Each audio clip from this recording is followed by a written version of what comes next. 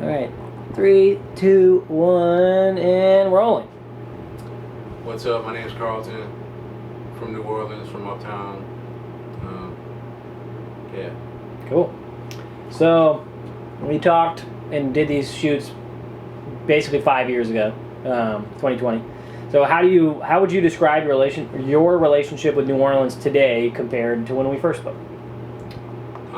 Honestly, not much has changed as far as like what I think about New Orleans, what I think about our city.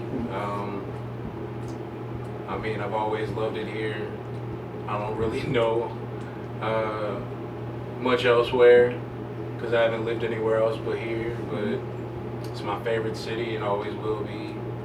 And I mean, compared to 5 years ago, I'm probably closer to having a family now than back then.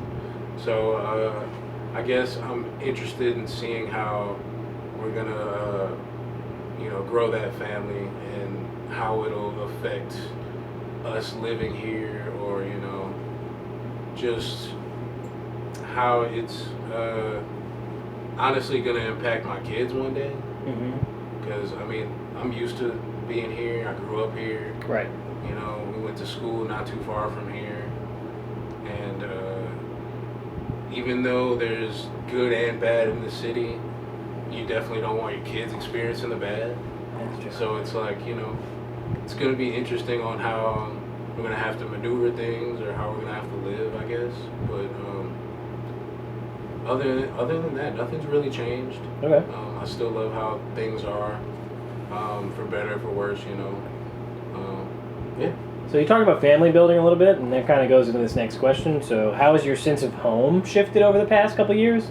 Are there events or experiences? Like, I don't know if you were living here during that time, all that type of stuff. Well, I was living here, so Okay. I've been in the same house the whole time. But as you can see, the house is pretty different. Yeah. Got married 5 months ago. It's been great. It's been a lot of adjusting. And yeah, I mean, I don't plan on moving anytime soon. There you So go. I mean, I like my house. I like my neighborhood. For the good and the bad, Yeah. Can you walk me through why you chose this location for the new yellow chair portrait? Well, And like, what memories or attachments do you have to here? well, I kind of grew up here. This is my family's house. When I was 7, 8, 9, before Katrina, I lived here with my mom and my great aunt. Yeah, she was 100 years old. Okay. So yeah, I love the changes to this house, but even if it didn't change, I'd still love it, because it holds a piece, very dearly to me. I didn't really go outside too much to play around, but the times that I did, I had fun. I enjoyed myself, and I'm very used to this house. Yeah. So moving back was pretty nice.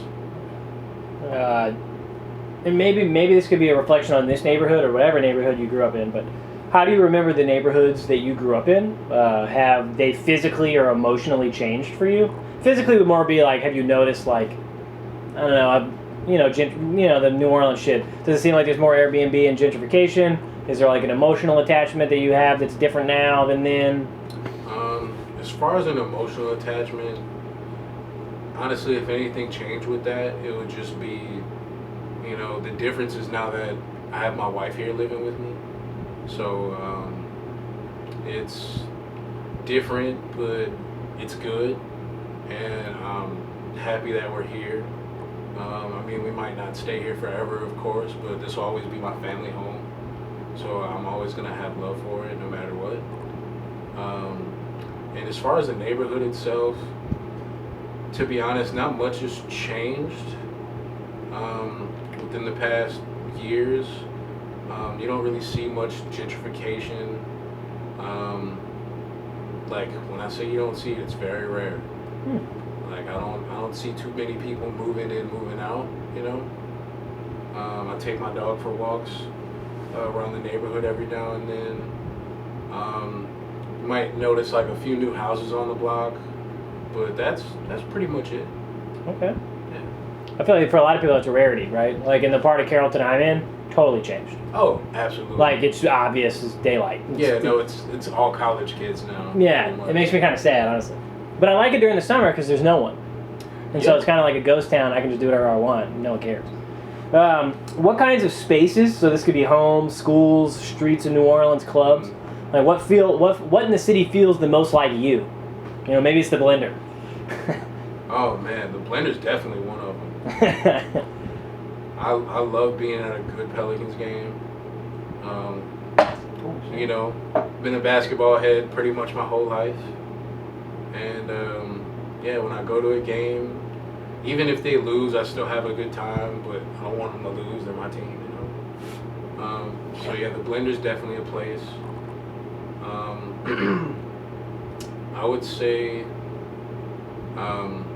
Carver Park on Leak Avenue by the levee. Mm-hmm. That's a place where I go to play basketball every now and then.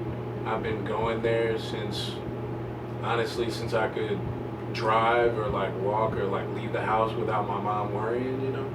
Yeah. And also, when we were kids at Audubon, we would walk to that park and just play around. Play on the playground, play with like a kickball or a football, you know? So that's definitely a place for me. And yeah, this house, like I said, grew up here before, and to be able to move back is definitely a blessing.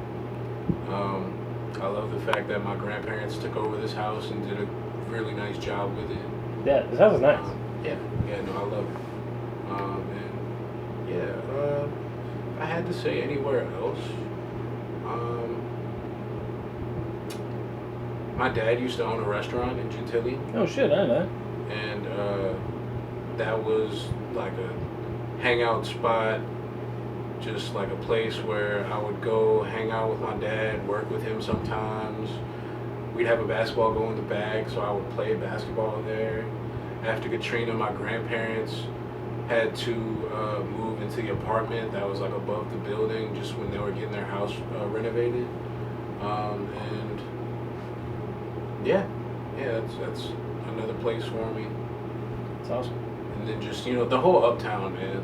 Yeah. You know, before I could drive, I was used to walking around or biking everywhere, taking the streetcar. So yeah, pretty much the whole uptown. And yeah, that's probably about it. Okay. Do you feel like you belong in today's version of New Orleans? Yeah, I don't see why not. That's a great answer. I mean, culture hasn't really changed. If anything, the community's come more together now than ever, in my opinion. As you know, growing up around here, I didn't really see much of that, but like as an adult, like I see it. Yeah.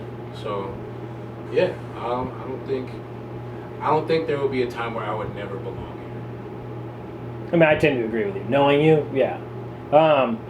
What does cultural preservation mean to you? And then what would be things that you would want to preserve about New Orleans?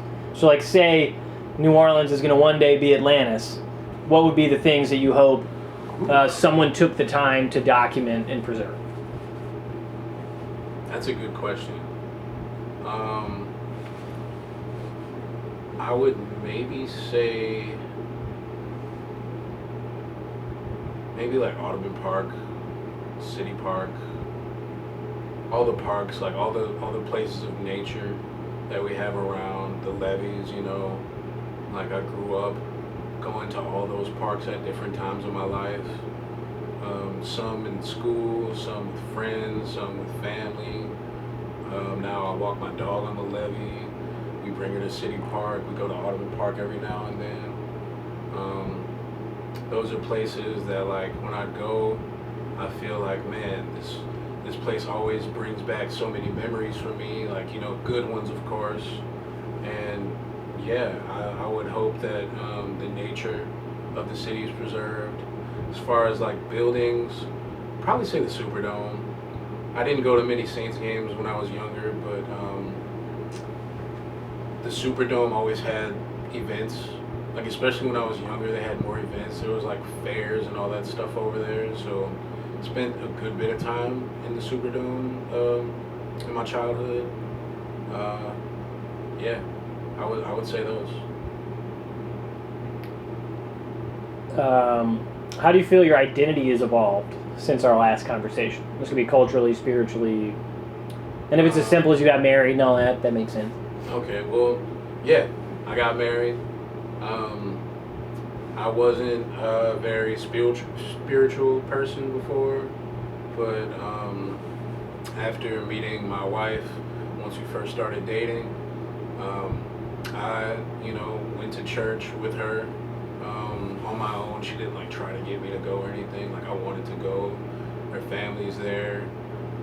It's like a place where she grew up at. So like I definitely was interested in being there and being around and just getting like closer into my spiritual side. Like I'm very faithful. I pray every day. I talk to God in my own ways, and I'm just glad with what He has provided all of us with. Yeah. And 5 years ago, I don't think that was necessarily my point of view of things. Nice. What stories do you think are often left out of the mainstream narratives about New Orleans? That's also a good question. It's like it's not hard to answer, but it's like there's so much. Yeah, there's a ton. Well, to me, as far as media, New Orleans is like glorified as like a party city where we just party all the time. You go to French Quarter, Bourbon Street, all that good stuff. And to me, that's not how I feel at all. I mean, yeah, it's a tourist attraction as far as like the downtown area and everything. But I grew up uptown, so I didn't really experience all of that, or like if I experienced it, I didn't take it in as like, okay, like this is the coolest thing to do, or this is like the best thing around. Like obviously, the food. Food's amazing here. After taking a trip to Iowa last year, that made me realize some things that people are not joking around when they say the food is the best here. Like I've tried food in other states, other cities, and let's say they never go well. I don't really have a bad time getting food out here. That's real. As someone from here, what do you wish that outsiders or future generations or researchers understood about New Orleans better? Like, are there cultural things that you wish people understood? Is it as simple as you wish that people didn't think we were just big ass Bourbon Street? Well, yeah. I mean, I would like to hope that like the people of the next generations and all that, they think of New Orleans as like a place that's like really culturally rich. Because we have a whole lot of culture here, and no matter the race or like gender or anything like that, like everybody can come together at some points, and have a good time. And it's not all about just having a good time. I think this can be a great city to raise kids in. I think it is. Like, but also, there's always the good and bad, but I think that's everywhere you go. Yeah. So I would say there's more good over here than anywhere else. What do you hope New Orleans becomes for like natives like us? Is there something that you would like to see New Orleans evolve towards? Honestly, if anything, I guess just better, like I don't want to get like too into politics, but like basically the people who run the city, who are in charge of things, I would like to see people do a better job, because I mean it's not all about just tourism and making money. know, how money is spent. I mean, those are parts, but those aren't like the biggest things to me. I would like things to be more open. Like there are a lot of places that have like been closed since Katrina, like the Six Flags amusement park. I think it's torn down now. I think it's gone. There were so many rumors over like the past decade, like, oh, it's gonna become this, oh, it's gonna become that, and it just stayed like a dirt yard pretty much the entire time. I think because I was so young when Katrina hit, I had no clue that had only been there since 2000. Yeah. Which is crazy. Yeah, I remember back when I was younger, we had Jazzland, which was there first. Yeah. And then Six Flags took over.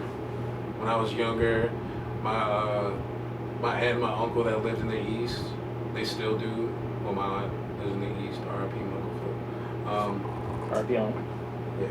So basically, they would bring me and then like 4 or 5 of my cousins. They would take us to Jazzland, and then they would take us to Six Flags, and we would just, you know, have a good time out. That's awesome. Mount Rushmore of New Orleans food to you? It could be restaurants. It could be individual dishes. I'm probably gonna go with dishes. Yeah, that's fine. Because places change so much. They do. Which is another thing I'm not like a huge fan of. Like if they change for like the better, great. Like yeah, of course. But like if like let's say a place that's been there for 50 years, all of a sudden their like rent or their mortgage or whatever gets like jacked up to where like they can't afford to keep their business, like that's the stuff I don't like. Yeah, like when they sold jeans for no reason. Yep, pretty much. Or a trolley stop not being open anymore. Yeah. All of the 24-hour food places are fucked. Pretty much. I can go to Waffle House, which I mean I'm happy about, but yeah. Yeah, no, it's a lot of places that have like changed, but yeah, I would say. Sorry, what was that question? Mount Rushmore of New Orleans food. Oh yeah. So your top 4. Mount Rushmore of New Orleans food. Definitely gonna go with dishes. Okay. So, I would say red beans is probably number 1. Okay. Red beans and rice. Yeah. Gumbo's gotta be on there.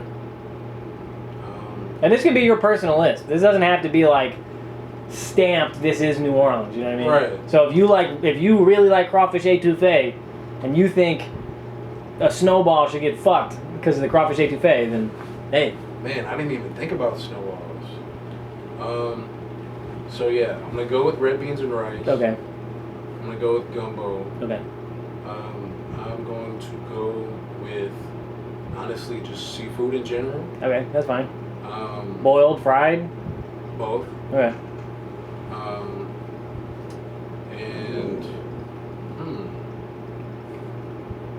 what would that 4th one be? I'd probably give it to snowballs. What flavor? I love tiger's blood. Okay. That's the second person that said that. And wedding cake. Okay, I like wedding cake too. I like when they have wedding cake cream. Oh yeah, very good. Any other ones? I mean, bubblegum used to be like a thing for me. Okay. Spearmint used to be a thing. Cherry used to be a thing. What's your favorite snowball spot? Right now, Snola. Snola, yeah. Well, that makes sense. I love Plum Street. Also, like I grew up going there. Yeah. But Snowla's definitely a spot where I would go to for a snowball. I mean, you're biased. A little bit. Shout out Tim, but yeah. Shout out my guy. But yeah, Snowla's probably the place for me. Their snowballs are objectively very good. Yeah. They're a little pricey sometimes. That's about it. Yeah, they can be pricey. Yeah. They know what they're doing. They do. They do. But it's good stuff. So. And I guess we can wrap it on. I've been talking to people, you know, a lot of New Orleans people hate the whole resilience word, and I'm kind of curious just in getting everyone's feedback. Because personally, to be transparent, I think we are resilient people. I think by virtue of where we live, we have to be. Yeah. I just don't always love being assigned the label from people that aren't here. I completely agree. All right. That works. Yeah. It's not fun, you know? Yeah, I mean... Don't tell me I'm resilient from Iowa. Fuck off. True. I mean, hey, like, we're from here, so we know. Yeah. Like, the people that aren't from here, y'all don't really know. What y'all see, you know, on the internet, what y'all read, you know, in the news or whatever, like, it's different here. Like, not everything is just this, not everything is just that. Like, there's so much. And by the fact that even, you know, people from here didn't experience those things, it's like, y'all don't really know. So, I mean, like, yeah, you can call us that, but, like, you don't know exactly what you're saying when you say that. Right. It's like I could have never given, like, Alaskans the pat on the back that they need for their life that they have to live until I went there. Like, I don't fucking know. Right. I don't have to be in negative 50. And then I was. And I was like, all right, I get it now. And now no one can take that away from me either. You know what I mean? You have the multiplicity of experience and your whole perspective grows. All right, cool. That works.